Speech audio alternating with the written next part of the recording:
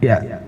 Assalamualaikum warahmatullahi wabarakatuh. Waalaikumsalam warahmatullahi wabarakatuh. Inna hamdalillah nahmadu wa nasta'inu wa nastaghfiruh wa na'udzu billahi min sururi anfusina wa min sayyiati a'malina may yahdihillahu fala mudhillalah wa may yudlilhu fala hadiyalah.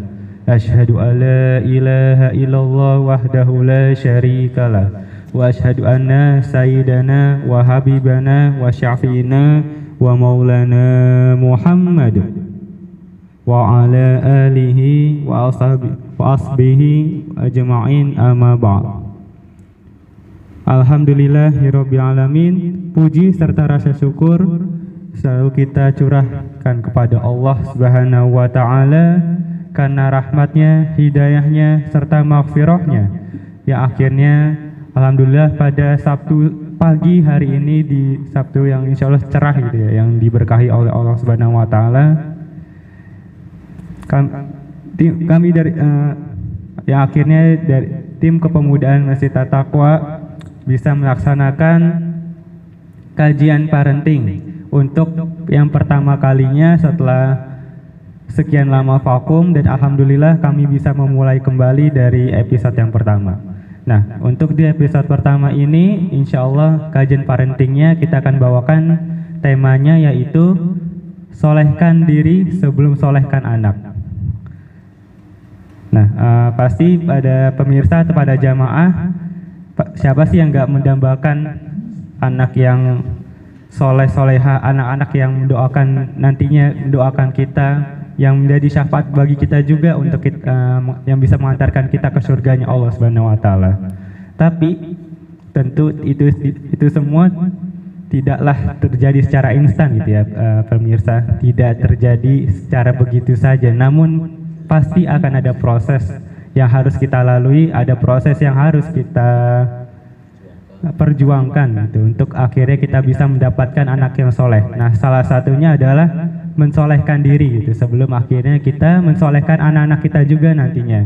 Nah, gimana sih untuk kita, gimana sih caranya kita pada akhirnya untuk bisa menjadi orang yang soleh gitu, orang-orang yang soleh, soleha, yang akhirnya juga bisa mensoleh atau solehkan anak kita nanti. Nah, ini akan dibahas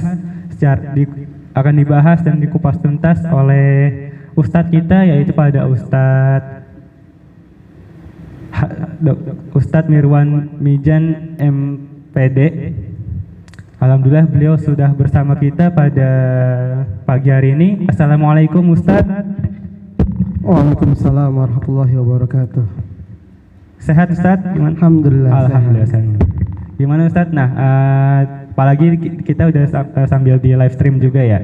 Ada jamaah yang hadir, terus ada juga insya Allah mungkin ada juga jamaah yang akan menyaksikan via live streaming via Facebook, dan nanti insya Allah akan di-upload juga ya di YouTube untuk rekaman ulangnya. Nah, gimana Ustadz untuk hari ini? Cukup tertarik atau gimana Ustadz? Alhamdulillah semua sehat. Tentunya kita bisa hadir bermuajah di tempat yang mulia ini. Mari sama-sama kita niat itikaf sebelum kita mulai kajian. Bismillahirrahmanirrahim. Nawaitu an atakifa ma dumtu fi hadzal masjid sunnatan lillahi ta'ala. Jamaah sekalian, alhamdulillah kita bisa hadir dengan dua nikmat dari Allah Subhanahu wa taala, yakni nikmat sehat dan nikmat sempat. Ada yang sehat namun tidak sempat, tidak bisa mengikuti kegiatan ini. Ada juga yang sempat namun tidak sehat, juga tidak bisa mengikuti kegiatan ini. Dan alhamdulillah kita oleh Allah Subhanahu wa taala dua nikmat sekaligus, yakni nikmat sehat dan nikmat sempat. Mudah-mudahan nanti apa yang disampaikan menjadi berkah dan manfaat. Itu saat gitu. Ya, alhamdulillahirabbil alamin. Ya, semoga untuk yang jamaah yang hadir pada hari ini, entah hadir di lokasi di Masjid At-Taqwa ataupun yang menyaksikan secara langsung gitu via Facebook, dan nanti insya Allah juga akan ada jamaah yang menonton tayangan ulang di YouTube ini mendapatkan berkah dan ridho dari Allah Subhanahu wa taala. Amin. Dan semoga yang belum sempat untuk hadir pada pembahasan kita di pagi hari ini, Allah sempatkan di waktu-waktu berikutnya. Amin rabbal alamin. Ya, tanpa berlama lagi Ustadz, karena mungkin dari jamaah juga sudah tidak sabar ya untuk mengetahui itu, untuk mantengin bahasan kita pada pagi hari ini nih. Kita mendengarkan penjelasan dari Ustadz juga. Jadi untuk waktu dan tempat saya persilakan Ustadz. Bismillahirrahmanirrahim. Assalamualaikum warahmatullahi wabarakatuh. Alhamdulillahirabbil alamin wa bihi nasta'in ala umuri dunya waddin. Asyhadu an la ilaha illallah wa la syarikalah rabbus samawati wal ardin wa asyhadu anna muhammadan abduhu wa rasuluh sayyidul anbiya wal mursalin. Allahumma shalli wa sallim ala sayyidina Muhammadin wa ala alihi wa sahbihi ajmain, amma ba'du. Yang sama-sama kita muliakan segenap jamaah Masjid At-Taqwa Harapan Baru Regensi, pemirsa hadirin sekalian rahimakumullah. Syukur alhamdulillah pada pagi menjelang siang ini di tengah waktu duha, di mana banyak karib kerabat kita yang mungkin hari ini sedang menjalankan aktivitas, menjalankan kegiatannya. Ada juga yang sedang bermuamalah. Kita memilih mengikuti pengajian dan kajian. Pengajian dan kajian kali ini bertemakan solehkan diri sebelum solehkan anak. Ini adalah satu buah tahapan awal dalam membentuk keluarga yang sakinah, mawaddah, rahmah. Karena tentunya sebelum menjadikan suatu bangsa maju, maka yang dirapikan adalah bagaimana masyarakatnya. Sebelum membentuk masyarakat yang maju, maka yang dirapikan adalah lingkungannya. Sebelum lingkungannya maju, maka yang dibentuk adalah keluarganya. Sebelum keluarganya maju, yang dirapikan adalah tentunya orang tua dan anak di dalamnya. Mari sama-sama kita mulai pengajian kita dengan membaca surat Fatihah. Mudah-mudahan apa yang kita dapatkan hari ini bermanfaat dan insya Allah menjadi amal kita semua, karena kita sama-sama menjadikan ini bagian daripada kewajiban kita. Thalabul ilmi adalah kewajiban kita minal mahdi dan lahdi, dari ayunan atau dari kecil bayi-bayi sampai tiang liang lahat. Al-hadini al-Fatihah. Shiratal mustaqim shiratal amin amin ya rabbal alamin. Jamaah sekalian, yang pertama sebelum kita membahas lebih lanjut, saya sampaikan apa yang disampaikan oleh Ibnu Qayyim al-Jauziyah dalam kitab Tuhfatul Maudud halaman 337. Beliau mengatakan demikian: mayoritas anak menjadi rusak dengan sebab yang bersumber dari orang tuanya dan tidak adanya perhatian mereka terhadap si anak, tidak adanya pendidikan tentang berbagai kewajiban agama dan sunnah-sunnahnya. Orang tua telah menyia-nyiakan anak selagi mereka masih kecil, sehingga anak tidak bisa memberi manfaat untuk dirinya sendiri dan orang tuanya ketika sudah lanjut usia. Ketika sebagian orang tua mencela anak karena kedurhakaannya, si anak menjawab, "Wahai ayah, engkau dahulu telah durhaka kepadaku saat aku kecil, maka aku sekarang mendurhakaimu ketika engkau telah lanjut usia. Engkau dahulu telah menyia-nyiakanku sebagai anak, maka sekarang aku pun menyia-nyiakanmu ketika engkau telah berusia lanjut." Tuhfatul Maudud halaman 337. Ini sebuah pesan dari Ibnu Qayyim Az-Jauziyah, bagaimana anak yang bersama kita hari ini yang masih lucu dan kecil-kecil nanti mereka akan bertumbuh dewasa. Sering dengan waktu mereka tambah dewasa, tambah matang, kita di sisi lain menjadi semakin tua dan semakin lemah. Ketika itu di awal kita menuntun anak kita, nanti di episode berikutnya anaklah yang menuntun kita. Maka Ibnu Qayyim al-Jauziyah mengatakan, kalau ada anak yang enggak beres, kalau ada anak yang durhaka kepada orang tua, bukan salah anaknya, tapi bagaimana orang tua yang mendidiknya dengan didikan yang tidak tepat. Karena apa yang ditanam nanti akan dituai. Apa yang diprogramkan nanti akan dihasilkan. Sederhananya, jika kita memasak sayur asam, jika ingin sayur asamnya pedas, maka saat masaknya banyakin cabai. Jika ingin sayurnya asin, maka saat masaknya banyakin garam. Jika ingin sayurnya manis, maka banyakin gula di prosesnya. Itu semuanya adalah ada kausalitas di situ, ada sunnatullah di situ. Jadi jika prosesnya kita cuek terhadap anak kita, nanti jangan kaget ketika kita sudah dewasa, ketika anak kita sudah dewasa dan kita sudah semakin tua dan lemah, anak akan cuek kepada kita. Termasuk juga jika ketika kita kurang perhatian kepada anak, jangan salahkan nanti anak kurang perhatian kepada kita. Oleh karena itu, mari sama-sama kita solehkan diri kita. Kita mantapkan diri kita sebagai orang tua. Karena menjadi orang tua itu tidak ada sekolahnya. Anak lulus SD, lulus TK, masuk SD. Lulus SD, masuk SMP. Lulus SMP, masuk SMA. Lulus SMA, universitas. Namun ada hal terpenting dalam rangkaian kehidupan adalah menjadi orang tua. Dari anak, remaja, dewasa, menikah, punya anak, jadi orang tua. Dan tidak ada sekolahnya, sekolah jadi orang tua. Orang tua adalah pembelajaran sepanjang hayat. Oleh karena itu, sudah sepatutnya lah bagi kita semua untuk sering-sering dan rajin-rajin mengaji dan mengkaji. Karena Islam sebagai agama yang syumul, agama universal, menjadikan seluruh sisi kehidupan kita itu sudah diatur dan ditata oleh Islam. Jangankan menjadi kepala rumah tangga, kita ke kamar mandi kiri kanan diatur, membuang ludah diatur, sampai ngurus negara pun ada aturannya, termasuk melurus rumah tangga. Kullukum ra'in wa kullukum mas'ulun an ra'iyati. Setiap kita adalah pemimpin dan setiap kita dimintakan pertanggungjawabannya.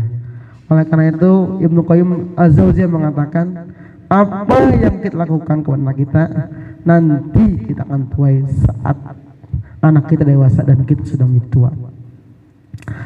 Anak itu dalam Islam ada 4 kedudukannya.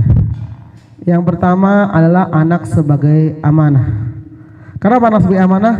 Karena Allah mencipta anak-anak kita. Anak-anak ini bukan ciptaan kita. Dari mana taunya? Karena kita nggak bisa milih anak kita itu laki perempuan, ganteng jelek, mancung pesek, tinggi rendah. Kita nggak bisa ngatur. Jangankan kita buat anak, gambar anak aja kita nggak bisa. Ya, tapi nggak bakal sebagus ciptaan Allah, karena kita itu manusia adalah makhluk yang paling agung. Kenapa? Karena dia fi ahsani taqwim.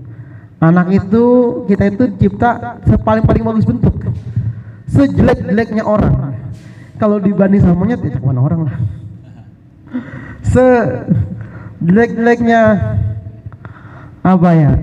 sebagus-bagusnya hewan, tetap lebih bagus manusia.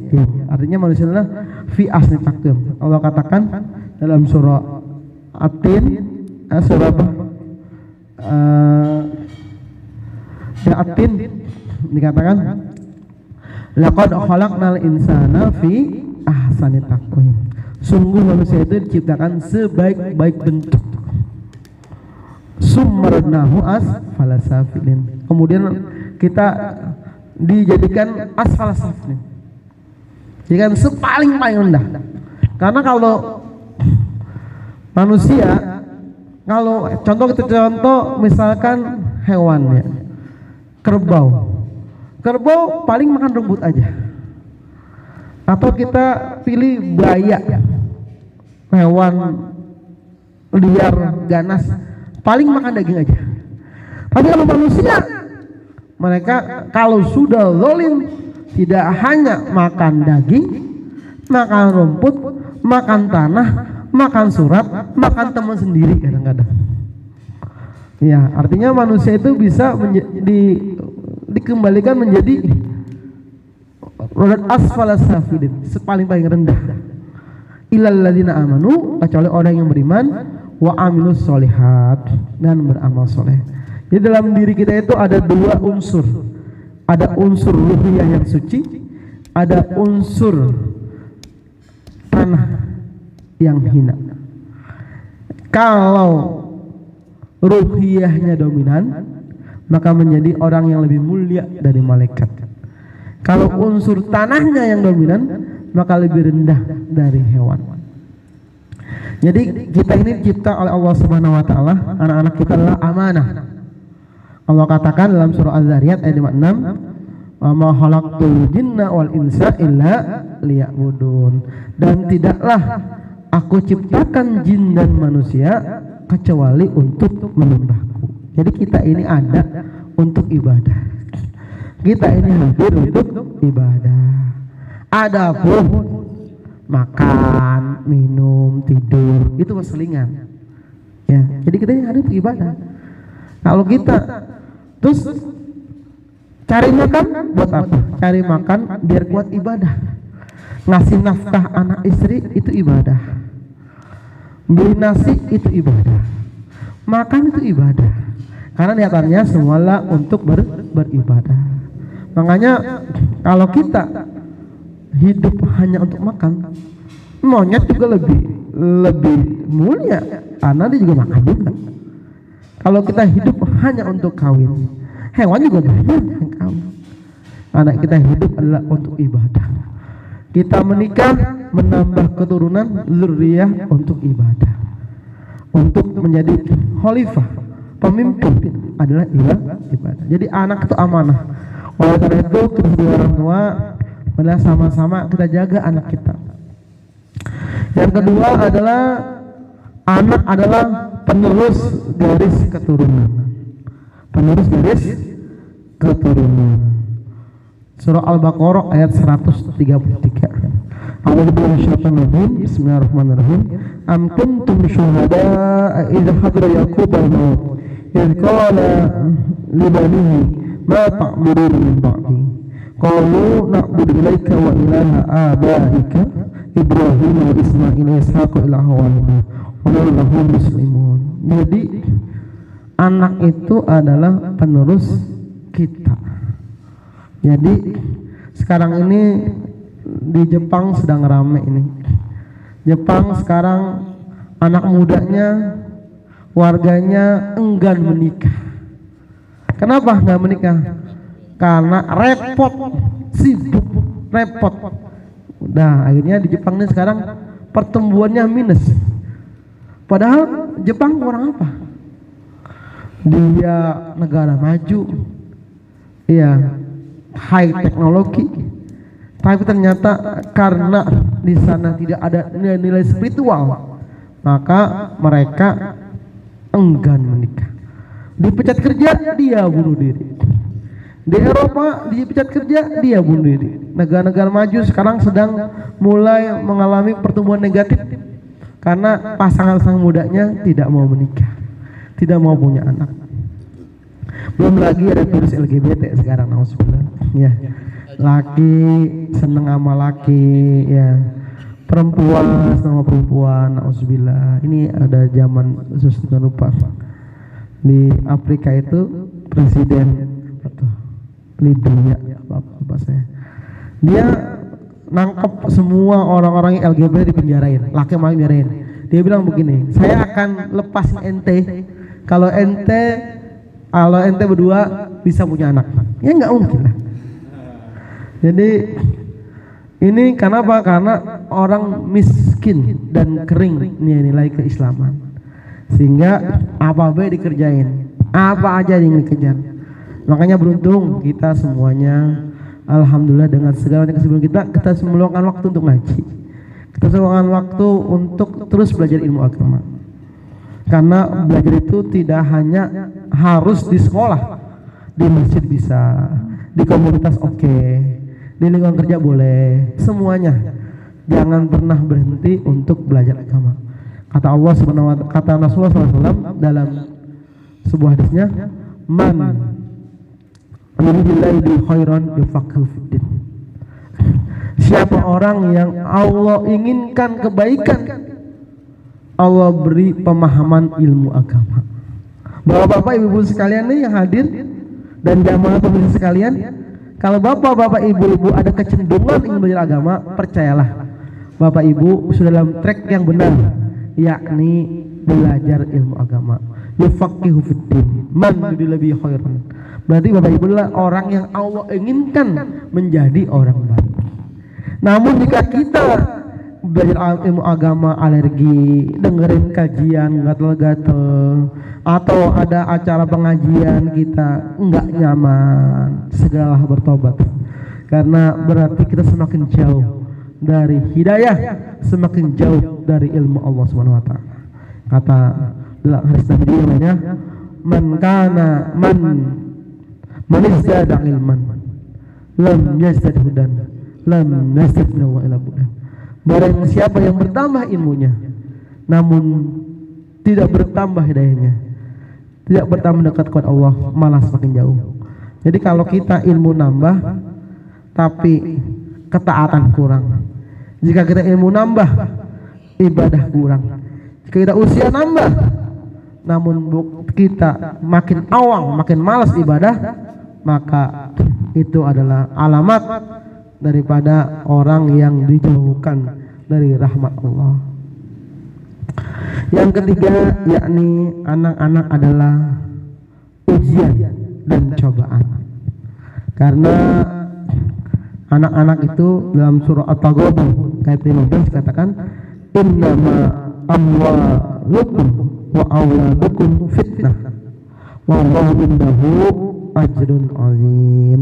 Hanya saja harta kamu dan anak-anak kamu adalah fitnah, dan Allah di sisinya lah balasan yang besar. Jadi anak-anak, harta adalah ujian.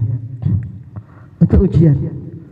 Kita bisa mulia dengan zuriyah kita, namun juga kita bisa hina gara-gara anak kita. Berapa banyak orang tua dibuat repot gara-gara anaknya bikin masalah. Berapa banyak juga orang tua yang biasa terangkat kedudukan menjadi mulia ketika anaknya menjadi orang yang soleh dan penuh ilmu pengetahuan.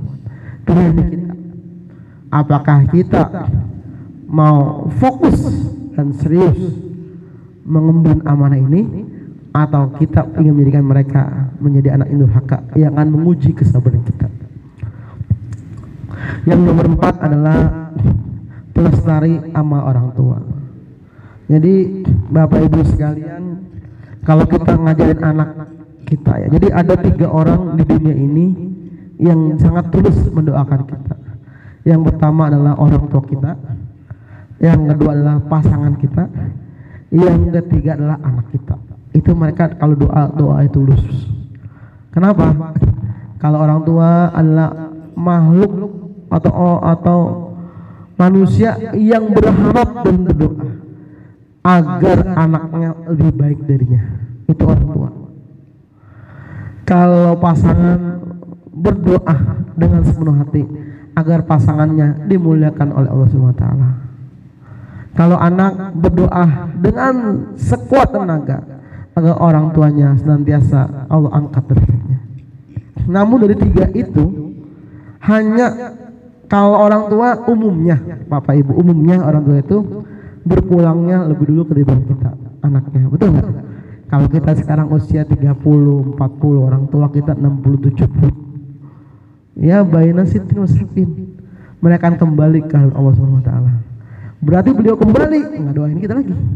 Pasangan kita yang mencintai kita dengan sepenuh hati, mereka juga ya imak kita duluan sebagai suami atau sebagai istri, imar suami kita duluan atau istri kita duluan, berarti itu duluan kita lagi. Maka yang lama akan melanggar adalah anak-anak kita. Jika sekarang usia kita 35-40, anak-anak kita usia 15-an misalkan, mereka dikasih anugerah usia Allah 65 tahun, berarti mereka akan mendoakan kita secara konsisten 50 tahun. Kalau anaknya ada 10, berarti bapak ibu punya doa 500 tahun. Kalau 10, tapi mana ada sekarang anak 10, paling banyak 2, 3, 4, 5 ya. 5 pun jarang orang punya. Jadi kata Allah Nabi dalam sebuah hadisnya, "Idza mata ibnu Adam in qata amaluhu illa min salas." Jika anak Adam meninggal, ada 3 yang menjadi mereka amalnya lestari. Pertama, sedekatin jariyah, sedekah jariyah. Yang kedua, au ilmin yuntafa'u bih, ilmu yang manfaat. Ini kalau kita guru ngaji, guru sekolah ya. Yang ketiga, au waladin sholih, ya ada ulah. Yang ketiga, anak yang soleh yang mendoakan kita. Jadi anak itu adalah pelestari amal. Kapan pendidikan itu dimulai? Para bapak hadirin sekalian, ibu sekalian, kapan sih mulai kita didik anak? Yang pertama dimulai itu hak anak adalah Al-Mawardi mengatakan awwalu haqqil waladi ayyan taqiya ummahu. Awal ayun taqiya ummuhu. Awal hak anak itu adalah Anda memilih ibunya. Jadi kita yang paling pertama hak anak itulah pilih ibu yang solihah. Kalau ibarat orang ini, ibarat kita sawah nih, kita laki-laki ini bibitnya, bapak ibu, dan ibu-ibu itu adalah sawahnya. Bibit bagus, sawah tandus nggak maksimal. Sawah bagus, bibit beladus ya lumayan lah. Jadi yang penting itu ladangnya. Ustaz, gimana kalau istri saya ini nggak solehan sekarang nih? Nikah lagi, bukan ya, nikah lagi, solehkan istri, solehakan, waktu kawin lagi solehkan. Iya boleh, tidak salah boleh. Cuma kan itu bagi yang adil dan bisa banyak syarat dan ketentuan berlaku. Kayaknya next itu. Jadi kalau saya ambil kisah-kisah orang-orang hebat yang berkat ibunya. Ini harapan saya punya guru namanya Al-Maqpulah Kiai Haji Nur Ali. Al-Maqpulah Kiai Nur Ali ini adalah orang besar. Kenapa orang besar? Beliau adalah pahlawan nasional. Pahlawan nasional, beliau diangkat menjadi pahlawan nasional. Kiai ulama nasional. Nah, Kiai Nur Ali ini jadi orang besar karena apa? Karena ibunya cuma petani, bapak ibu sekalian, cuma petani aja. Ibunya cuma ya petani. Tapi karena ibunya adalah orang yang solehah, maka anaknya jadi ulama besar. Jadi siapa yang kenal Ali? Kenal dulu pahlawan nasional dari Jawa Barat dan kiai. Bapaknya yang petani. Salah satu kelebihan bapak ibu yang Ali adalah kalau ada orang ke rumah beliau tahun 1920-an ya, 1910-an, karena beliau lahir tahun 1914. Ada ulama main ke rumah beliau ke Ujung Harapan, ke Bekasi Utara sana, itu diservis habis bapak ibu sekalian, sampai 15 hari dikasih makan. Terus orang itu diantar pulang ke Pondok Ungu ke sini, baru naik kan nggak ada jalanan pak ke utara tuh jalan. Dipikulin kerenang, tahu kerenang bapak ibu? Kerenang itu yang dipikul pak. Kerenang apa tuh ya? Dipikul, bawa makan. Jadi orang ulama nginep di rumah beliau 15 hari. Besok nginep lagi karena enak servisnya. Sampai warga sekitar usil, biasa gitu pak. Ada yang usil. Kong, itu Pak Anwar, namanya Pak Anwar. Bapak kenapa? Itu ada orang yang 15 hari nggak capek apa nyervis orang yang 15 hari? Bapak ibu kira-kira ada nggak kalau ada orang 15 hari diservis di rumahnya? Sehari mesti 2-3 hari udah mulai pak puyeng pak. Zaman dulu Pak Kiai itu nyervis, orang tuanya nyervis tamu Sampai suatu ketika kata orang pada iri pada usil, ada beliau begini, gua aja yang nyerpis nggak bosen, kok lu jadi yang repot. Bahkan ibunya Al-Maghfurah Kintul Ali itu, ibunya kalau ada tukang dagang, bapak ibu sekalian, di rumah dia nggak dibeli semua dagangannya dan dikasih makan orang. Makanya al-bakhil laisa lahu khalil, orang pelit itu nggak punya teman. Nah, kalau pengen sukses ya harus dermawan. Dan salah satu wasilah Al-Maghfurah Kintul Ali menjadi orang hebat karena bapak ibunya dermawan dan hormat guru. Jadi bapak ibu kalau pengen punya anak alim, orang hebat, segera sering-sering bersedekah, sering-sering hormatin guru. Ustaz, kayaknya anak saya ini 1, 2, 3, 4, 5 ini kayaknya belum kelihatan dah alim-alimnya. Kalau nggak di anak kita, di cucu kita, nggak di cucu kita, gitu Pak. Jadi jangan, ya saya mah Ustaz, apa namanya, anak saya standar, dia anak di cucu nanti. Karena sambil, jadi peristiwa ibu ini, Imam Syafi'i ini yatim bapak ibu sekalian. Babanya meninggal. Jadi ibunya ini nyekolahin Imam Syafi'i. Beliau Syafi'i lahir di Palestina. Sampai di akhirnya beliau belajar ke Mekah. Tapi Imam Syafi'i orang jenius. Gurunya apa kehabisan ilmu. Kata gurunya, ya walad, udah selesai dah belajar sama saya. Ente pindah ke Madinah. Akhirnya pindah ke Madinah. Kata ibunya begini ke Imam Syafi'i. Kata ibunya nih, Syafi'i, kamu belajar penuh ke Kufah. Kufah itu bisa pengetahuan dulu. Dan kita akan bertemu nanti di akhirat. Mama udah ikhlas, kamu jangan pulang sebelum jadi orang sukses. Ada yang kuat itu Bu, Mbak. Anak belajar lu jangan pulang-pulang lagi udah. Nanti kalau jadi orang sukses baru apa? Nanti ketemu di akhirat. Iya, nggak ada yang kuat Pak. Tapi Imam Syafi'i punya begitu. Suatu ketika, kalau tapi pinter, jenius, orang hebat, jadi para ulama dari Kufah itu pada haji. Dan ibunya lagi di haram dengerin. Ada seorang ustaz cerita, kiai cerita, saya cerita. Kata guru saya Imam Syafi'i. Kata ibu nanya, Syafi'i siapa? Syafi'i Muhammad bin Idris Asy-Syafi'i. Itu anak saya. Oh iya. Salam sama Imam Syafi'i, sama Syafi'i, suruh pulang. Nggak apa-apa, nggak nungguin ibu mati, boleh pulang. Akhirnya Imam Syafi'i dari Kufah, karena udah jadi orang hebat, ada kiai Pak. Kalau sekarang nih kiai apa lah yang hebat lah. Ya sekarang lagi rame nih Ustaz Somad, Ustaz Adi Hidayat. Karena dia pengen mudik, akhirnya semua orang pada ngasih bekal.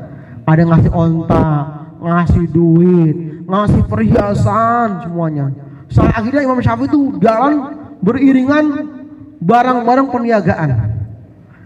Pas sampai di pinggir kota Mekah, Imam Syafi'i yang ngutus muridnya, bilangin sama mamah sama ibu ya, Syafi'i mau pulang.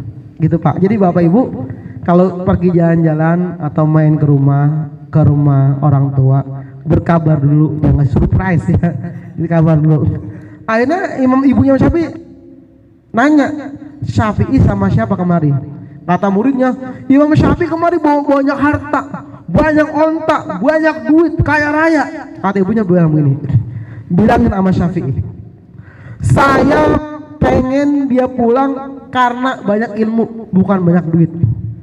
Nah, sekarang Pak, zaman sekarang Bu, ada nggak orang yang belajar pengen anaknya banyak ilmu? Ada banyaknya, tapi yang banyak supaya bisa nyari kerja, supaya duit banyak, supaya nanti iya PNS, biar nanti mamanya dihajiin, biar nanti punya rumah yang gede di sini. Imam Syafi'i ketika dibawa harta, ibunya komplain, saya pengen Imam Syafi'i pulang bawa ilmu luar harta, saya nggak terima. Langsung Imam Syafi'i, ibunya bilang begitu, seluruh harta yang dibawa dari Kufah dijariain semua, dibagi untuk Madinah semua, tuh diampar-ampar udah. Akhirnya Imam Syafi'i pulang bawa ilmu. Itu Pak, Bu, ibu itu penting. Makanya saya punya orang tua itu, ketika nyari menantu nih Bapak Ibu nih, saya kasih tips nih ya. Mau nyari menantu, nanti kan kita punya anak punya menantu tuh. Yang paling gampang lihat anak kita soleh, menantu kita solihah atau tidak, lihat ibunya. Kenapa? Iya, orang ibunya terutama. Karena al ummu madrasatul ula. Ibu adalah madrasah pertama bagi anaknya. Kalau ibunya kampret, anaknya apa namanya? Ibunya kampret, anaknya ya kan gitu. Kalau ibunya jambret, anaknya copet. Kenapa? Karena orang itu tergantung ibunya. Jadi gitu Pak, ibunya lihat anaknya, anaknya ibunya. Walaupun ada faktor lain. Ustaz, itu ibunya orang jahat, anak yang baik. Nah berarti biasanya berubah itu karena anaknya mau mondok, anaknya nyantren, anaknya terdidik. Tapi umumnya sifat-sifat dasar dari ibu. Kalau ibunya nggak akur sama saudara, anaknya begitu. Kalau ibunya sama suami nggak hormat, anaknya begitu. Jadi kata ibu saya, sebelum nyari istri lihat ibunya. Dan saya ini ketika saya mau nikah nih, saya ingat kalau nggak perempuan cantik, normal kalau cantik ya. Yang saya lihat itu ibu atau neneknya. Maksudnya, kalau ente senang orang fisiknya, dia akan tua dan layu. Betul nggak? Kan, neneknya segini berarti udah. Saya gitu dulu. Salah satu penawar saya itu ngeliat orang cakep itu ngeliat ibunya neneknya. Oh segini. Jadi kita jangan cuma fisik penting, tapi bukan yang utama. Yang penting akhlak karim. Jadi kalau pengen punya anak soleh dan soleha, pertama lihat ibunya. Ustaz, bini saya Ustaz gimana caranya? Kalau bininya kurang soleha, suruh ikut pengajian. Nanti kalau mau ngaji gimana Ustaz? Bilang aja, Mi, mau ngaji apa mau diajiin? Kan masalah berarti. Yang kedua, selain ibunya beres, atau ya, terus Ustaz gimana bapak? Bapak juga penting, penting juga ya. Kalau bapaknya kusut juga masalah juga. Karena ibu-ibu itu, bapak rahasia ya, jangan rahasia. Ibu-ibu itu satu hari itu, saya baca di jurnal itu bicara satu hari ibu itu bicara 21.000 kata. Bahwa bapak itu hanya 7 sampai 8.000 kata. Jadi bapak ibu kalau istrinya bapak pulang capek-capek ke rumah terus dia cerita curhat, dengerin aja. Walaupun kadang curhatnya diulang kayak radio, nggak apa-apa. Kenapa? Karena istri itu butuh pengakuan suami. Istri bapak masak banyak banget, terus bapak bilang, "Duh cantik, enak nih," itu hilang betul capeknya. Tapi dia capek dari pagi semua kegiatan, dia bilang, "Mama ngapain aja sih? Kata-kata ngapain aja sih?" Itu kan cuma 3-4 kata, itu meruntuhkan semangatnya. Jadi itu yang penting ya. Jadi babanya penting, ibunya lebih penting. Yang kedua proses pembuahan. Ini kalau sedang ini yang ya bapak ibu yang sudah berumah tangga, kalau sedang hubungan suami istri jangan lupa baca doa. Ini mentang-mentang semangat langsung aja digas gitu. Ini kan fa innahu yuqadbar bainahuma wa fi dzalika lam yadru syaitan abada. Kalau kita baca doa, setan itu kagak punya saham karena kita. Kalau kita ngomong baca doa, dibantuin Pak sama setan Pak. Nauzubillah. Ini bocah banget ini. Jangan-jangan waktu prosesnya tidak baca doa. Iya. Jadi ada sebuah riwayat setan gemuk sama setan kurus ketemu. Ditanya, wah ini saudaranya, lu kenapa kurus banget? Kata setan gemuk, ya andai daya, saya dampingin si Puan itu makan baca doa, minum baca doa, tidur baca doa, sampai hubungi doa saya nggak dapat bagian, kurus saya. Lah kamu gemuk apa? Wah kalau saya mau pesta pora saya.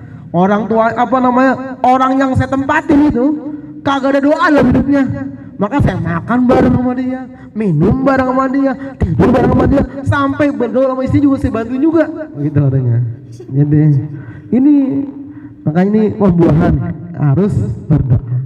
Yang ketiga adalah rizki, Bapak Ibu. rizki yang diberikan halal apa enggak.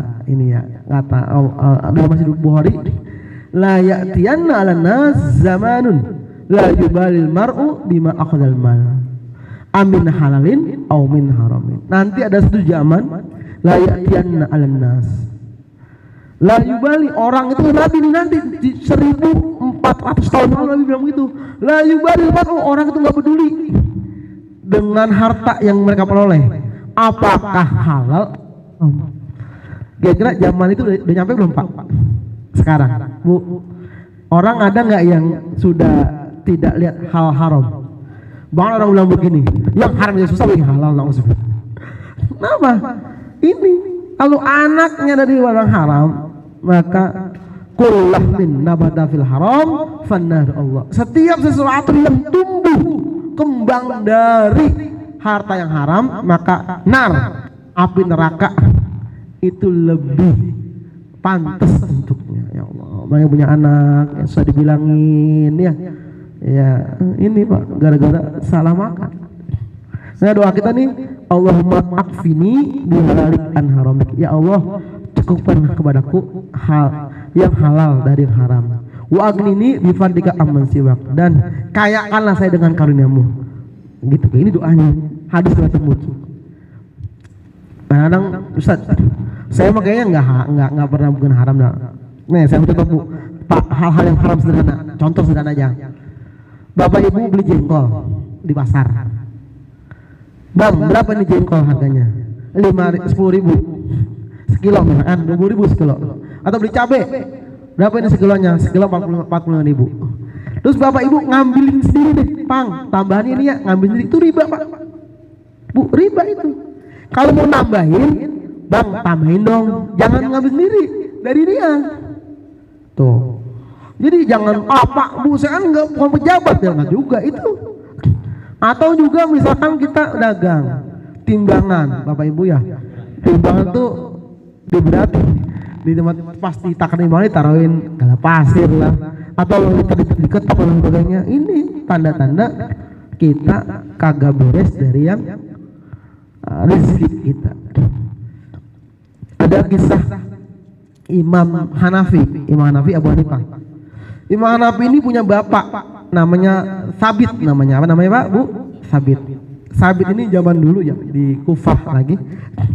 Bapaknya lagi jalan-jalan, terus ada puun apel jatuh di jalanan.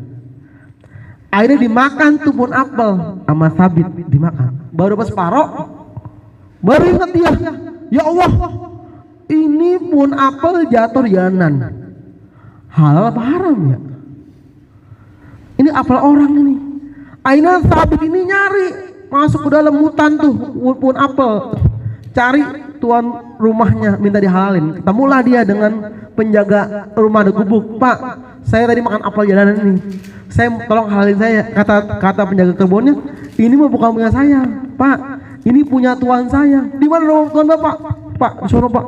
Perjalanan 1 hari 1 malam gara-gara makan apel yang bukan haknya. Dia jalan 1 hari semalam sampai ketika ternyata yang punya pohon apel ini orang kaya. Langsung dia bilang, Pak, saya makan apel setengah, apel udah busuk nih Pak, karena udah 1 hari. Tolong Pak halalin saya. Kata si itu yang orang kaya itu, tidak segampang itu Pak busuk. Nggak bisa gitu. Enak aja kamu. Terus apa? Saya kasih kamu, saya halalin tuh apel jika kamu mau nikahin anak saya. Saya enggak mau nikah. Kamu kalau mau, kamu saya kasih nikah anak saya. Tapi anak saya ada tapinya. Dia buta, tuli, bisu, dan lumpuh. Mau nggak kamu? Yang lain dapat halal Pak? Nggak bisa. Kalau pengen halal separuh yang kamu makan, kamu harus lakukan itu. Ya udahlah, nggak apa-apa lah. Jadi buta, tuli, bisu, sama lumpuh. Pas nikah, pas malam masuk kamar, beri salam lah si Sabit itu, Assalamualaikum. Jawab, Waalaikumsalam. Lah, kok bisa ngomong? Karena katanya bisu. Iya, saya bisu karena mulut saya tidak pernah digunakan untuk mencaci maki orang, buat belajar aja. Lah, kok bisa dengar? Saya nggak pernah mendengar kecuali yang hak. Pasti buka mata, cakep ini, mata kelihatan. Iya, saya nggak pernah melihat hal-hal yang haram. Terus berdiri, lah katanya lumpuh. Saya tidak pernah menggunakan kaki saya ke tempat yang tidak bagus. Akhirnya Sabit nikah sama anak juragan apel. Dan juragan apel punya anak namanya Nu'man bin Sabit. Siapa yang Nu'man bin Sabit? Nu'man bin Sabit itu adalah Imam Abu Hanifah. Jadi salah satu pendiri mazhab yang 4, Hanafi, Maliki, Syafi'i, Hambali. Nah, bapaknya Imam Abu Hanifah adalah orang soleh, ibunya orang solehah, anaknya imam besar. Gara-gara apel. Iya, apa kali dulu ya? Sekarang ada kayak gitu? Nggak ada pak. Ya orang semua diukur dari materi.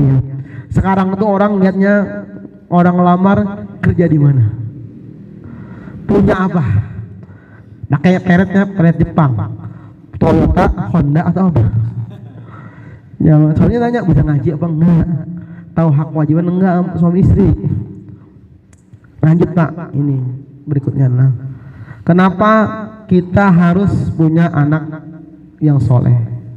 Dalam surah Luqman dikatakan ayat 19, A'udzu minasyaitonir rajim, walaqad atayna Luqman al-hikmah anishkur lillah, sampai akhir ini pak. Nah ini dari surah Luqman ini ada ciri-ciri anak soleh. Bapak Ibu, ya kalau Bapak Ibu punya 4-6 ciri ini aman dah. Yang pertama, akidahnya beres, lurus akidahnya ya. Ajarin Bapak Ibu ya akidahnya anak kita ya. Jangan anak bocah itu ya. Kadang-kadang sekarang itu Pak nanya kira Doraemon sama Allah hebatan mana? Waduh. Mengasih sering ngaji Bapak Ibu ya. Anaknya ya sekolah di mana aja boleh. Tapi jangan lupa ilmu agama Pak. Karena itulah yang akan dihitung. Yang kedua, visioner, melaksanakan kebaikan di mana saja. Jadi kita berbuat baik di mana saja. Kalau anak Bapak Ibu sudah rajin berbuat kebaikan, Bapak berarti sudah hebat, mantap. Latih Pak, berderma latih. Bapak Ibu nyontoin, ya. Kalau ke suatu tempat nih Bapak nih, kasih anak 5.000, 2.000, 1.000, 10.000, 1.000 tuh pasti ngeloket biar dia berasa memberi. Karena orang yang nggak biasa memberi berat Pak. Jangankan sampai 100.000, 5.000 juga berat. Jadi ajak anak-anak kita untuk berpacu kepada kebaikan. Berikutnya anak yang takwa. Allah haqqa tuqatih wa la tamutunna illa antum muslimun. Ini anak kita suruh bertakwa. Nanya, ya, ayo kalau nanya, "Pa, Ma, aku ngumpet ya." Papa nggak tahu kan? Bilang aja, "Papa, Mama nggak tahu, tapi Allah tahu kamu di mana." Ya. Jadi ajarin ketakwaan di mana saja. Kalau kamu ajarin Pak, Bu, puasa anak kecil ya, ajarin puasa. Kalau dia nggak sanggup sampai maghrib, ya puasa johor lah, latihan. Kasih tahu Allah memperhatikan kita dimanapun kita berada. Yang keempat adalah anak yang bakti kepada orang tua. Ini bakti tergantung kita ini ya. Birru abaakum taburukum abnaakum. Ente kalian tuh kalian semua itu bakti sama orang tua, niscaya anak ente juga bakti. Jadi kalau pengen punya anak berbakti, ya jadi orang tua yang berbakti. Ya. Kita nih Bapak Ibu ya, ada 3 orang tua Bapak Ibu dalam hidup kita. Yang pertama adalah ibu bapak kita, itu yang kita junjung tinggi. Yang kedua adalah mertua kita, karena mertua ngasih anaknya dari yang dulu ingusan apa sekarang ini botok dikasih kita. Yang ketiga adalah guru kita. Nah itu 3 orang itu. Coba kita ya mantu sama orang tua berantem, aduh susah Pak, susah sukses itu Pak. Atau ya kadang-kadang ini ya nggak tahu dah ya apa menantu yang nggak beres apa orang, tapi ala kuliah sebagai anak kita Bapak Ibu harus memprioritaskan orang tua. Yang kelima, dakwah. Jadi kalau anak kita sudah berhasil ngajak orang kepada kebaikan, sukses Bapak Ibu sekalian. Di bidang apapun. Jadi dakwah ini jangan diartikan milik ustaz, bukan. Dakwah ini adalah milik kita semua. Nggak mesti harus ceramah, nggak mesti. Ngajak orang berjamaah itu dakwah. Ngajak orang berbuat kebaikan itu dakwah. Jangan ngomongin orang itu dakwah. Ibu-ibu di tempat saya sana belanja beli cabai 20.000 sampai 2 jam. Ngapain misalnya? Pengajian, ngomongin guru, ngomongin tetangga. Kasih tahu. Minimal kita kalaupun nggak bisa ngatain, Mbak, Bu, jangan ngomong orang. Kalau nggak bisa, minimal kita farikun. Kita udah saya pulang ya. Gitu. Karena apa namanya asami mustarak lil mutakallim. Pendengar itu adalah sekutu bagi ngomong. Kalau yang ngomong kalau dengerin Pak dia berhenti ngomongnya.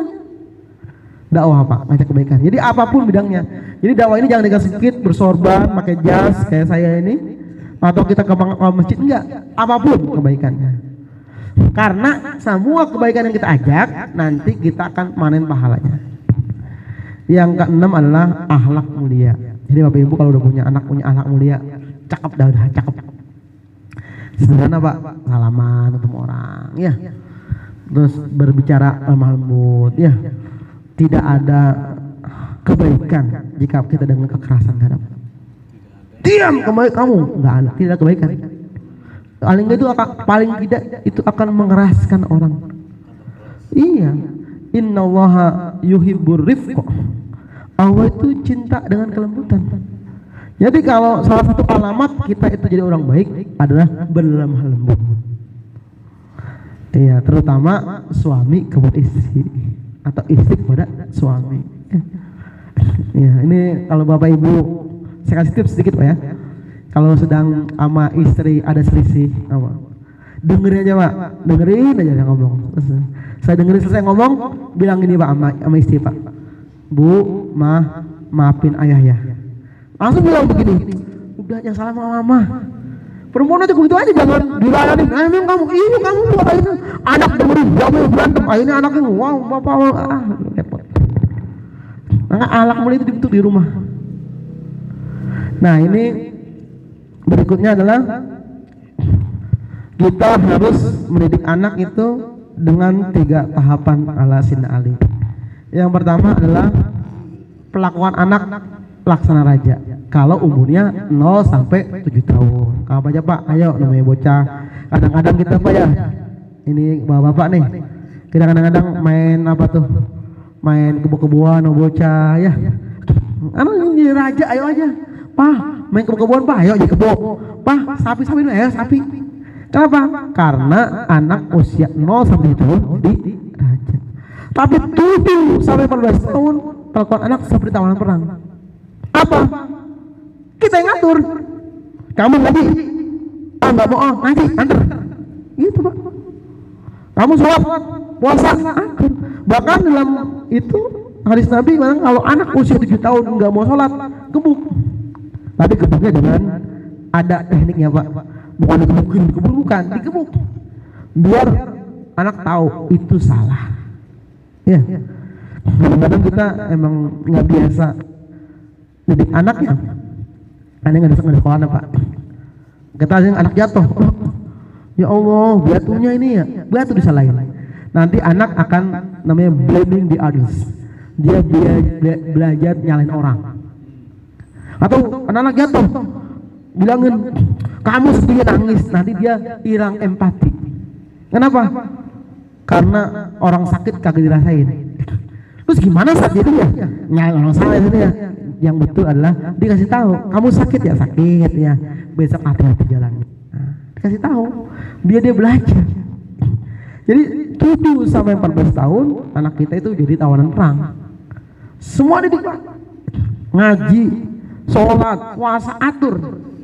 Makanya bagus-bagusnya itu Pak, Bu, dari anak-anak usia 5-6 tahun udah kalian puasa. Puasa jam 9, puasa jam 12, terus sampai akhirnya pas dia balik sudah terbiasa berpuasa. Makanya di sekolah-sekolah itu Pak sekarang ada namanya duha jamaah. Sebelumnya nggak ada Pak ajaran duha jamaah, nggak ada. 2 itu ibadah pribadi-pribadi. Nah, terus itu Ustaz gimana? Biar dia terbiasa beribadah. Pembiasaan ditarbiyah. Dan 14 sampai 20 tahun anakku sebagai sahabat Pak. Jadi kita ajak diskusi. Ya, Bu, diskusi anak kita. Kamu maunya gimana Dek? Ajak ngomong ya. Sehingga dia jadi pribadi yang berarti. Dianggap eksistensinya. Dianggap keberadaannya. Kenapa? Karena anaknya dianggap keberadaannya. Jangan bapak ibu itu anak udah usia 15 tahun, 12 tahun masih diomelin. Kamu nih memang nggak pernah dengar apa yang bapak omongin. Waduh. Anak udah dewasa, ayo diskusi. Dek, Kak, kalau kamu begini, ini resikonya begini. Kalau kamu begini, ini begini. Dan diskusi Pak. Walaupun tetap diskusi terbatas Pak, tetap kita yang leading informasinya, kita yang mimpin. Tapi bapak ibu kalau bapak di usia 7 tahun sampai 14 tahun gagal mendidik anak, 14 tahun setengah mati Pak. Berapa banyak orang tua ditipu sama anaknya. Sekarang ini ada Pak, banyak kegiatan Pak, belum ini di Garut Pak, anak nuntut orang tua Pak, dipenjarain orang tuanya. Allah la quwwata illa billah. Kenapa terjadi? Kurang ilmu agama. Jangankan orang tua dipenjarain Pak, ngomong saja itu dilarang sama agama. Nggak boleh, nggak boleh. Nah ini 3 fase ini harus rapi Pak. Kalau bapak anaknya sekarang usianya 10 tahun, 18, 14 tahun, 12 tahun, diskusi. Ya aurat ya, pakai celana ya. Yang perempuan, yang laki diatur semua. Dibiasain. Kadang-kadang yang parah ini bapaknya berjilbab, ibunya berjilbab. Sekarang tuh banyak tuh ya, seleb-seleb ya. Anaknya diumbar. Kenapa? Nanti udah tua deh. Kalau tua, kalau nggak tua lagi sebenarnya gimana? Nggak sampai tua ya. Jadi kadang-kadang kita gelek. Kenapa itu tadi? Karena kagak ngaji di at-taqwa. Iya, jadi nggak tahu dia. Ya, bahwasanya aurat itu demikian. Nah ini metode dan sarana pendidikan. Yang pertama adalah keteladanan. Ada ayat Al-Quran, Bismillahirrahmanirrahim. Apa namanya? Laqad kana lakum fi Rasulillahi uswatun hasanah. Itu Al-Quran ya, surah Al-Ahzab ayat 21. Jadi Nabi itu kenapa sukses dakwanya? Karena Nabi nyontoin jadi teladan yang baik ya. Bapak ibu anaknya seru berjamaah, bapak ke jamaah dulu, jadi dulu Pak. Enak. Kamu jangan ngerokok ya, sambil ngerokok. Kamu jangan ngerokok ya, gimana? Kamu jangan ngerokok, sambil ngerokok, gimana? Iya misalkan. Atau misalkan suruh tutup aurat, ibunya tutup aurat, gimana? Repot Pak. Iya kan? Kamu nanti nak sama suami harus hormat, ibunya ngelawan mulu suaminya. Iya. Karena anak itu nyontoh orang tuanya. Kalau dalam bahasa kitab itu lisanul hal afsahu min lisanil maqal. Lisan perbuatan itu lebih fasih ketimbang lisan ucapan. Nah, ke masjid sama bangun sajadah, kita ke masjid lebih cepat itu Pak, kayak masjid bareng. Sholat isya belum? Sambil pakai sholat isya. Kamu sholat duluan. Jangan nonton TV ya, sambil nonton TV. Jangan nonton TV ya. Maksudnya apa itu? Dia tidak menjawab bapak ibu bukan karena dia dendam nanti suatu saat. Karena tadi kata Ibnu Qayyim Az-Jauziyah gitu kan. Kalau anak durhaka itu sebab kita didikan kita di awal. Yang kedua, kebiasaan. Akrimu auladakum ahsinu adabahum. Rawahu Ibnu Majah. Muliakanlah anak-anak kamu dan didiklah adab mereka. Nah itu Pak Bu, dididik Pak Bu. Kebiasaan ya, Bapak Ibu ya, lakukan kebiasaan baik ya. Ar-rajulu ala dini khalilihi. Orang itu tergantung temannya. Falyanjur ahadukum may khalil. Agama orang itu tergantung agama temannya. Maka lihatlah dengan siapa dia bergaul. Kalau dia gaulnya sama copet ya copet. Kalau gaulnya tukang minyak wangi, wangi. Jadi orang itu tergantung sahabatnya. Kalau sahabatnya berandal, ya mirip-mirip lah berandal. Kita pilih-pilih ya. Nah ini ada pembiasaan 4 ya. Pertama akidah ya. Kita tanamkan pada akidah anak-anak kita bahwasanya Islam adalah agama yang benar. Ya, jadi ya walaupun kita menyampaikan mereka ibadah agama silakan sendiri ya, tapi kita adalah agama Islam.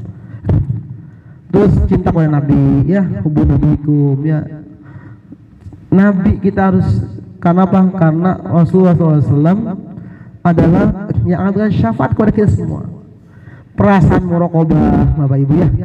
Muraqabah, perasaan diawasi. Ingat ya, mama papa nggak lihat kamu, tapi Allah lihat kamu. Kan? Kalau dulu Pak, anak Badr Pak, anak nggak disekep di kamar. Kalau anak disekep di kamar seneng Pak, main HP ada wifi-nya. Ya kan? Ada takdir ya. Biasakan anak-anak memahami takdir ya. Artinya segala sesuatu yang terjadi adalah takdir Allah ya. Kadang-kadang ada sumpah serapah ya, dasar nih mobil sial. Iya gimana? Kata-katanya kasar begitu. Dasar nih rumah sial. Nanti rumahnya ada malaikat lewat, amin, di rumah sial beneran. Ayolah kita biasakan didik kita untuk berkata baik. Berikutnya adalah akhlak sopan santun ya. Ini yang, nah ini dari orang tua nih. Berikutnya adalah ibadah mahdoh dan ibadah ghairu mahdoh. Apa mahdoh itu? Ibadah itu ibadah yang ada tuntunannya, sholat, puasa, zakat ya. Ibadah mahdoh adalah ibadah sosial, bantu orang ya, nolong orang. Terus juga apa namanya, kita terlibat dalam kegiatan sosial, itu namanya ibadah ghairu mahdoh, lebih luas. Muamalah, tata kelola pergaulan ya, tahu adab lah, tahu adab bergaul. Nah berikutnya nih, pertama di tauladan, yang kedua pembiasan, yang ketiga nasihat Pak. Bapak ibu sekalian nih, kadang-kadang nih terutama ibu-ibu ya, kalau nasihatnya anak diborong Pak, kamu ini, kamu dia ini udah ke radio, akhirnya nasihatnya kurang ampuh. Kenapa? Dalam Nabi ngajarin Pak, kalau nasihat anak itu di 4 situasi Bapak Ibu. Pertama saat makan, lagi makan enak nih, Kak atau Dek atau Neng, tong ini loh, jadi lagi makan, lagi enak. Yang kedua lagi jalan-jalan, kita kemana, ke puncak, macet ya, kita kemana, mudik, sambil di mobil ceritain, ini loh kemarin itu kamu gini, harusnya gini, nasihatnya Pak. Yang ketiga saat sakit, lagi sakit makanya jangan minum es mulu. Jadi enak, karena dia lagi posisi pertama posisi kuat, makan dan jalan-jalan, gue lagi posisi lemah, enak. Zaman orang lagi dinasihat lagi sama teman-temannya diceramain, jangan lah, nggak nyaman dia. Atau di depan keluarga, jangan, nggak nyaman. Itu bukan nasihat pengadilan namanya. Jangan diadil lah. Ya gini lah, makan, jalan-jalan, sakit. Terus yang ketiga, yang keempat, saat main bersama. Ya kita Bapak Ibu penting ya sama anak, karena mereka itu kan bagian dari diri kita. Lagi main nih, iya lagi enak-enaknya, lagi nonton bola, ceritain gitu loh. Ayah nggak suka loh begini-gini. Gitu. Lalu mamanya lagi lagi main oseng-oseng sama anak perempuannya, ceritain. Yang keempat adalah pengawasan dan perhatian. A'udzubillahi minasyaitonir rajim.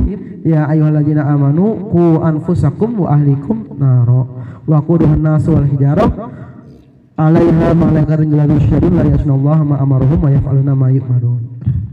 Ini kita anak-anak harus diawasi Pak, diperhatikan supaya mereka merasa tidak sendiri, tidak baru lah gitu lah. Jadi harus, ini dari mana konsep ini? Saya ambil konsep ini dari kitab Tarbiyatul Aulad Dr. Abdullah Nasir Ulwan ini. Jadi caranya ada 4. Yang pertama adalah tauladan, yang kedua adalah pembiasaan, yang ketiga nasihat, yang keempat adalah pengawasan dan perhatian. Berikan anak kita itu, sehingga dia ketika dia bagus apresiasi Pak, mantap kamu nih ya, tadi main bola kebobolan 10 gol, Ya itu lebih rajin lagi ya. Teman itu kamu bagus tapi musuhnya lebih bagus. Jadi kasih dia apresiasi. Apapun itu. Sehingga dia nanti menjadi anak yang merasa ada supporting system di lingkungannya. Kadang-kadang jangan kamu tiba-tiba becus. Otak gimana otak? Gimana anak mau berprestasi? Anaknya ranking 3, aduh kamu ranking 3, teman kamu ranking 1, aduh jangan itu Pak. Anaknya ranking 20, anaknya ranking 20, 21, wah bagus kamu, alhamdulillah masuk 20 besar ya. Semangat belajar, artinya ya kamu udah bagus, cuma yang lainnya lebih bagus, saya semangat lagi. Jadi ayolah kasih apresiasi, bahasanya bagus, atau dia sudah tutup aurat, mantap, kasih apresiasi Pak. Wah bagus nih kakak, bagus nih kak. Sekarang bajunya sudah lebih longgar. Kemarin ayah lihat baju ketat kan lebih cantik nih kayaknya. Kasih Pak apresiasi. Jangan kamu nih dibilang sama aja kamu sebenarnya batu apa orang sih? Nah, kalau udah begitu Pak, udah blaming gitu, blaming udah dipermalukan, udah bagus Pak. Pak Ustaz, kalau anak salah apa nggak boleh tegur? Ya boleh tegur. Bedain antara tegas dan kelas band Pak. Tegas saya tahu kamu tidak boleh bergaul dengan orang Syiah misalkan, karena kamu belum kuat akidahnya, itu tegas. Kamu nggak zuhur apa kecil betul, itu tegas. Kalau keras itu baik fisik maupun perkataan juga merusak mental. Nah ini ini Pak, ada sebuah kata-kata nih. Jika kita adalah benda, maka anak adalah bayangannya. Bayangan hanya akan ikut benda aslinya, benda yang tirunya. Jika benda asli lurus, insya Allah bayangan lurus. Begitu sebaliknya, jika yang ditiru bengkok, jangan harap lurus. Ya lucu ya, bapak ibunya jarang jamaah, pengennya berjamaah, berat Pak, berat. Bapak ibunya jarang puasa, pengen kali puasa, berat. Udah kayak Dilan Pak, jangan tanggung, itu berat nih. Nah, yang penting tergantung bayangan kita ini. Ya. Maka solehkanlah diri sebelum meminta anak untuk soleh. Tema kita hari ini tuh. Dan ini terakhir dari saya nih, kata-kata saya nih, kita hari ini adalah hasil dari karya yang kita lakukan, bukan buah dari kesibukan menanggapi penilaian orang. Bapak Ibu sekalian, kadang-kadang kita terlalu sibuk menanggapi orang yang menjadi juri tanpa kita minta. Bu, ibu kayaknya kurang rapi deh. Bapak kayaknya kurang tenaga deh. Jadi kita sibuk menanggapi penilaian orang. Padahal yang kita butuhkan adalah kita fokus dengan tujuan kita. Jadi kita hari ini bukan hasil menanggapi siapa orang, karena Pak, Bapak Ibu, banyak orang yang menjadi juri tanpa kita minta, over perhatian tanpa kita berikan, difokus dengan tujuan. Itu saja. Jadi aku mas saja, mudah-mudahan manfaatnya. Silakan yang mau tanya jawab, kalau tidak ada akan saya sudahi.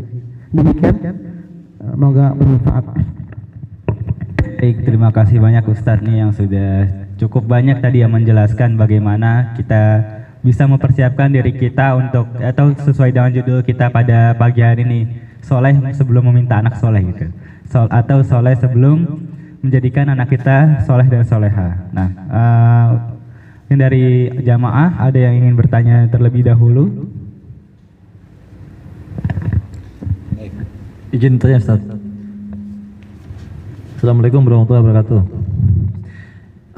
Yang dari apa ya tadi disampaikan tuh yang apa ya, hal yang buat saya itu apa ya, baru lah katakanlah gitu, adalah hak anak itu mulai dari ketika kita memilih pasangan. Nah itu buat saya itu sebenarnya paham tapi masih kayaknya oh iya sampai sebegitunya itu adalah haknya anak, padahal anaknya aja belum ada gitu maksud saya.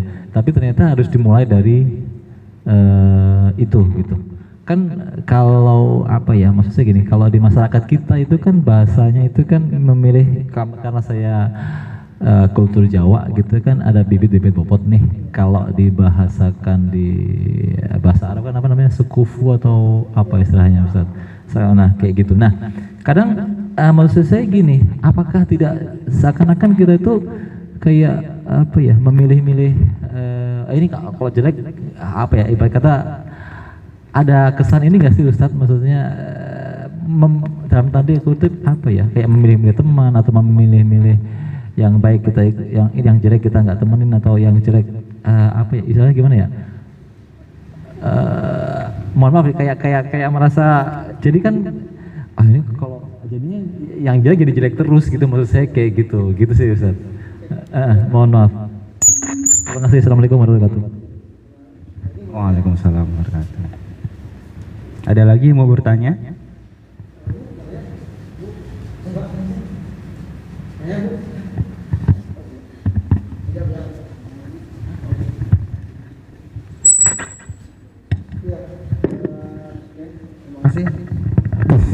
Makasih atas pertanyaannya. Langsung saya tadi di slide ya ada slide ke 5 ya. Ini ya. Yang pertama yang perlu saya sampaikan adalah, Ustaz, kalau kita temennya baik terus yang jahat kalau baiknya, kita boleh Bapak Ibu bergaul sama siapa boleh, yang penting kita kuat. Bapak mau gaul sama jambret silakan, yang penting bapaknya kuat, yang penting bapak yang mewarnai bukan diwarnai. Tapi ada kaidahnya, su'ul hulki yu'di, akhlak buruk itu menular. Jadi orang bapak kita main yuk berdua nih, kita main gaplek, yang satu kita ngaji yuk. Saya yakin lebih gampang main gaplek daripada ngaji. Atau kita kajian yuk parenting di Masjid At-Taqwa. Terus di depan tuh ada dangdutan tuh, ada trio ubur-ubur, ubur-ubur. Jadi orang itu lebih nyaman jalan syahwat. Ini kan kita Pak, ya Allah, kita lagi capek-capek diceramain lagi. Jadi orang yang sebenarnya lebih nyaman ngikutin yang simpel-simpel aja.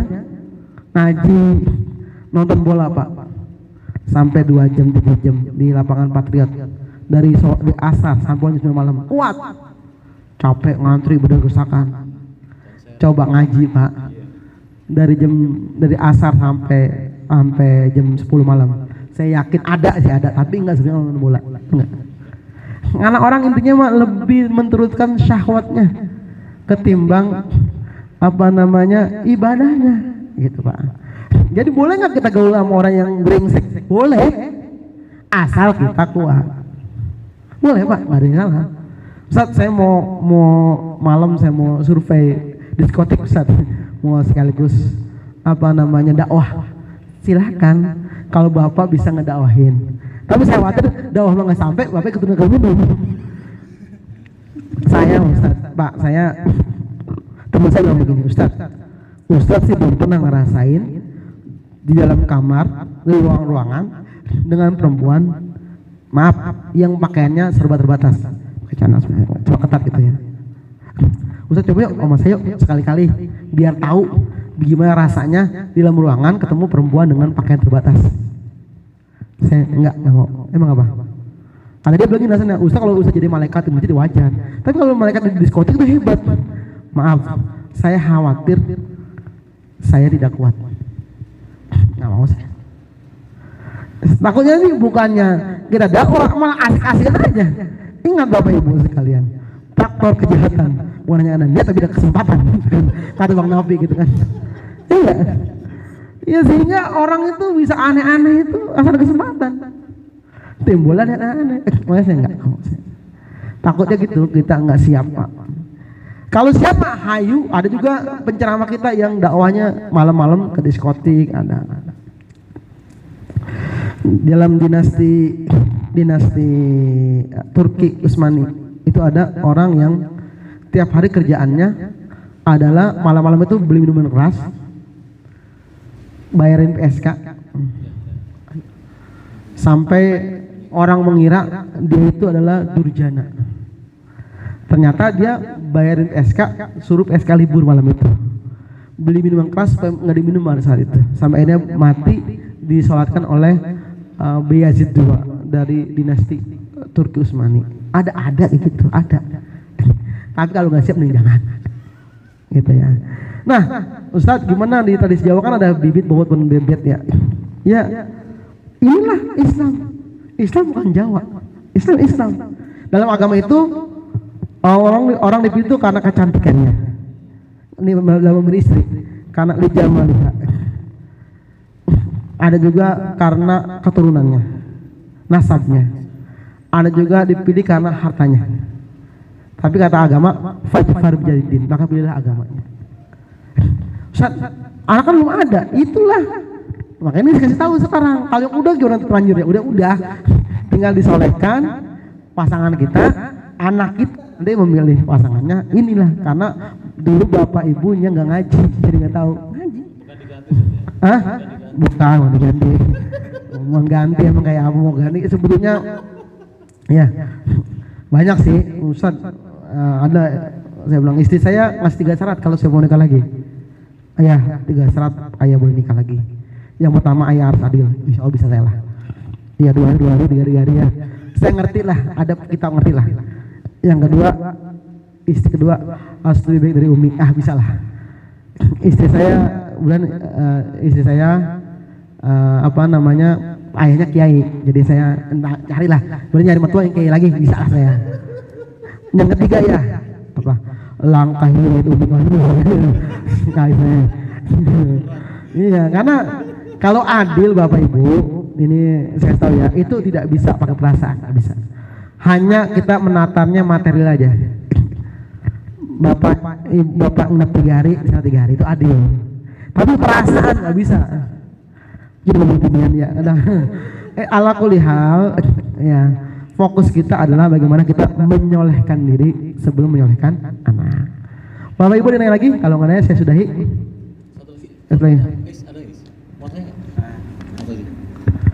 Baik. Satu lagi Ustaz. Kan anak perempuan sama anak laki-laki itu berbeda. Nah, di sini maksud saya karena anak saya kan dua-duanya alhamdulillah diamanahkan perempuan.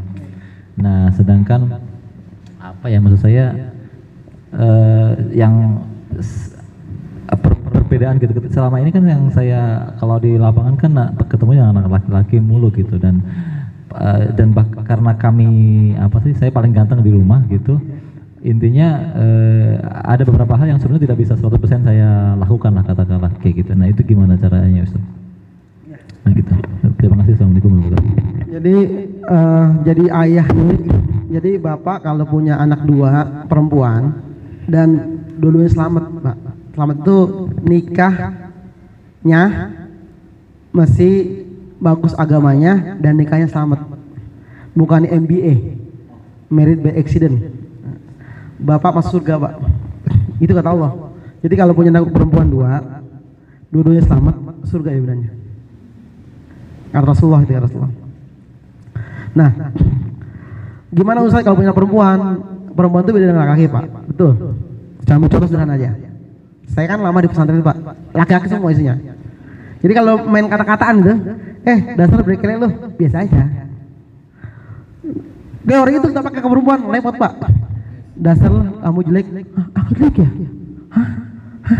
Makanya perempuan itu paling gampang berubah moodnya. Cepat ceria, bahagia, cepat juga aneh-aneh. Makanya perempuan itu gampang ditipu. Maaf ini Bu, maaf Pak, saya sampaikan ini. Makanya tugas kita adalah menjadi ayah superhero di mata anak gadisnya. Biar anak gadis itu tidak mudah ditipu oleh laki-laki. Laki-laki baik, ayah saya lebih baik. Bapak jadilah cinta pertama bagi anak perempuannya. Kalau anak perempuan yang kurang kasih sayang ayah atau fatherless, maka dia ngerasa ada dibang digombal sama cowok durjana langsung iya. Kenapa? Karena di rumahnya bapaknya nggak pernah muji dia. Kan di rumahnya bapaknya nggak ada punya perhatian. Itu karena anaknya fatherless, nggak punya sosok ayah. Jadi bapak harus hadir. Walaupun perhatian beda, laki dan perempuan beda. Nanya ibu ditanya, cek dong Bu ya. Ibu di rumah isinya perempuan semua. Dengan di rumah ada laki satu walaupun kecil, lebih aman laki satu kecil. Karena laki-laki itu membawa ketenangan. Tapi perempuan adalah membawa semesta kasih sayang. Jadi melengkapi tugas bapak adalah menjadi sosok yang dibanggakan putrinya. Itu yang susah. Nah, kadang-kadang ibu-ibu itu sama anak perempuan suka ribut kadang-kadang, betul ya? Soalnya anak saya pertama perempuan Bu. Itu teman konflik sama ibunya. Kadang-kadang saya ibunya sih bagus maksudnya, tapi anaknya juga udah punya. Kok mama gini gitu anaknya tuh. Udah sama saya kata emaknya nih, ya anaknya tuh. Kan anak kita kan. Ya udah ini kita kasih tahu ini gini kan begitu namanya kan. Bilangnya susah banget ini. Kalau bawa udah gitu aja pakai dibahas kan sama ayah aja. Betul nggak Bu? Jadi potensi anak perempuan dengan ibu perempuan tuh sangat tinggi potensinya untuk konflik. Tapi itu saat pertumbuhan. Tapi nanti kalau udah matang lebih dekat ke ibunya. Kenapa?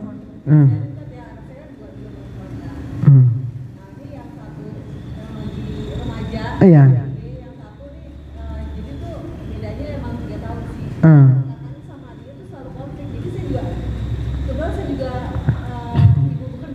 Ya.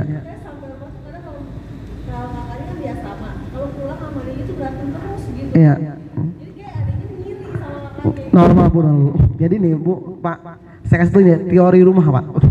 Ada 3 orang yang nggak boleh digabung dalam serumah. Menantu perempuan dengan ibu mertua, itu yang digabung. Pilihannya istri bapak yang kurus atau ibu yang kurus. Itu aja pilihannya. Ada jamaah Ustaz, saya akur yang mertua itu bagus Bu, jarang itu Bu. Tapi umumnya karena perempuan tuh perasaan memiliki tinggi Pak. Bu, enggak seperti laki cuek.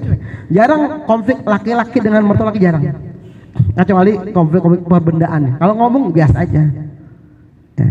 Jadi anak perempuan, menantu perempuan dengan ibu mertua perempuan itu sumber konflik. Ya kalau bapak ada uang, apa mendingan ngontrakin aja.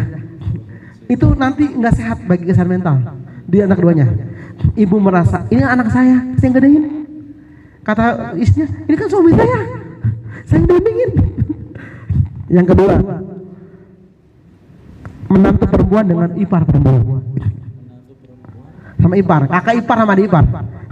Mas ini punya adik perempuan, istrinya perempuan, atau Mas punya kakak perempuan sama istri kita, itu potensi konflik. Satu rumah jangan, karena makanan kakaknya dia adik aku itu kan suami aku, itu kakak aku. Oh ya. Yang ketiga, istri pertama dan istri kedua jangan digabung. Itu nggak bisa dilanjutkan ya. Jadi itu karena memang beda, perempuan tuh unik dan istimewa. Tugas kita adalah memuliakannya, menyayangnya. Kenapa? Karena perempuan tuh dicipta dari tulang rusuk sebelah kiri untuk dilindungi dan didampingi. Tinggal sama ibu, istrinya. Iya betul. Jadi, saya ini lanjutkan ya. Bapak Ibu sekalian, surga bapak surganya adalah ridho ibunya. Oke. Surga menantu perempuan nanti dia menguasai anak-anaknya. Gitu ya. Adil sih, fair. Jadi bapak itu bakti sama bapak ibunya nggak putus dengan menikah. Sampai kalau istri dengan ibu bapaknya itu utamain suami dulu baru orang tuanya. Kan ibunya kan anak-anak suami saya milik ibunya, betul, nggak salah, betul. Kalau bisa dipisah rumahnya, dipisah. Ustaz pengen gabung, pengen supaya ini bakti ngabdi juara menantunya, gitu Bu. Ini kan kalau ada pilihan Bu. Tapi kita emang pengen ngawat ibu, ya bagus. Makanya istri harus kuat-kuat hati. Kenapa? Karena surga laki kita ibunya itu. Jadi kuncinya di ibu, di istri. Cuma kalau ada pilihan, ada opsi, jangan digabung. Ada opsi, ya jangan digabung. Tapi kalau memang ini, ya emang harus. Kata mamanya, mama nggak mau, maunya tinggal sama kamu, Mas. Mama maunya sama kamu. Mama nggak mau sama yang lain-lain. Dia terima. Sami'na wa ta'na. Kasih tahu istri, mah kata ustadz kemarin pengaji at-taqwa, ini resikonya loh mah. Kuatin istri, karena dia yang pertama menjadi mitra perasaan utama. Ini aja saya kasih tahu ya. Ini emang kalau Ustaz, itu emang rumusnya begitu. Jangan digabung dua perempuan itu. Kalau emang harus Ustaz, istri mau pisah rumah, Ibu maunya sama-sama, pilih mana? Pilih ibu. Pilih ibu, kamu ikut. Tapi suami juga harus pinter-pinter quality time sama istri. Saya sama istri saya bilang, kalau ada selisih antara orang tua saya dengan kamu, saya pilih orang tua saya. Di awal pernikahan saya tahu, karena saya surga saya ridho ibu bapak saya. Clear. Tapi gitu juga namanya perempuan Pak, Bu, ada aja angin-anginan dan gitu ya. Itu aja ya Bapak Ibu sekalian ya, bermanfaatnya apa yang disampaikan, mudah-mudahan semuanya barokah. Sama-sama tutup nama kafatul majlis. Bismillahirrahmanirrahim. Subhanaka wa bihamdika asyhadu an la ilaha anta astaghfiruka wa atubu ilaik. Walhamdulillahirabbil alamin. Assalamualaikum warahmatullahi wabarakatuh. Waalaikumsalam warahmatullahi wabarakatuh. Terima kasih banyak Ustadz yang telah menjawab pertanyaan dan sebelumnya tadi juga sudah memaparkan ya cukup banyak insight, cukup banyak materi yang Ustadz sampaikan. Semoga menjadi pelajaran, semoga menjadi keberkahan bagi kita semua, bagi kita.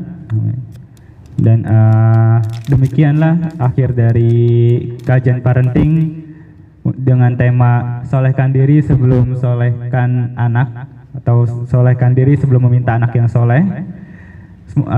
Sampai bertemu di kajian parenting selanjutnya. Wassalamualaikum warahmatullahi wabarakatuh.